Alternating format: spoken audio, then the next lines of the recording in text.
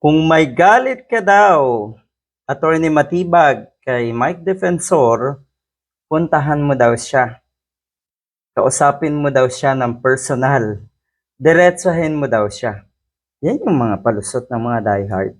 Meron na rin ako naka-engkwentrong isang matinding diehard. Kung meron daw akong problema sa kanya, sabihan ko siya. Mali. Kung meron kayong problema, unang-una, managot kayo sa batas. Kung meron kayong ginawang kawalang hiyaan, managot kayo sa batas. At huwag niyong sisihin yung mga taong nasa paligid niyo. Huwag niyong ituro at mag-akusa rin kayo na ibang tao, ng ibang tao na nagpahamak kuno sa inyo. Mali. Walang nagpapahamak dito. Kayo mismo ang nagpapahamak sa sarili niyo. Kapal din ang mukha na ng si Julie Defensor. May itsura sana ito. Pero ang balibalita kasi, ito napanood ko lang paano daw kung hindi magustuhan ng mga kliyente na mayayamang kliyente ito, yung mga nakabalandrang babae doon. At ang gusto daw ay etong si Julie Defensor. Pumapayag daw ba ito? Ang sinasabi nung nagkomento, pumapayag daw, basta 1 million or million pataas. O yun naman pala.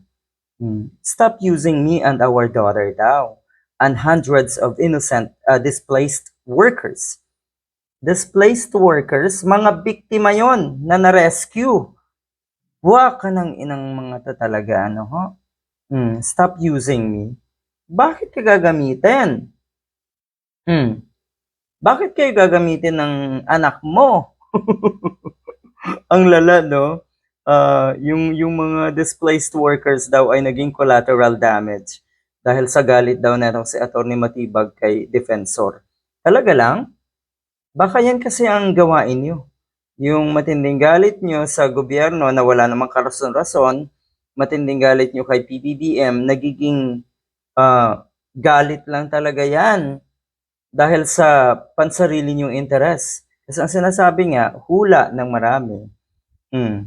Alam daw nila kasi ng mga katulad ni Mike Defensor na pag naging presidente si Sara Duterte maabsuelto daw silang lahat. Yan naman talaga, yan ang motibo. Kasi syempre, sino ba ang mag-aabsuelto sa kanila? Yung taong walang hiya rin. Yung taong sangkot din sa kawalang hiyaan. Sangkot din sa maraming krimen, katulad ni Sara Duterte. Yan ang totoo. Yun, may ulterior motives daw kayong lahat.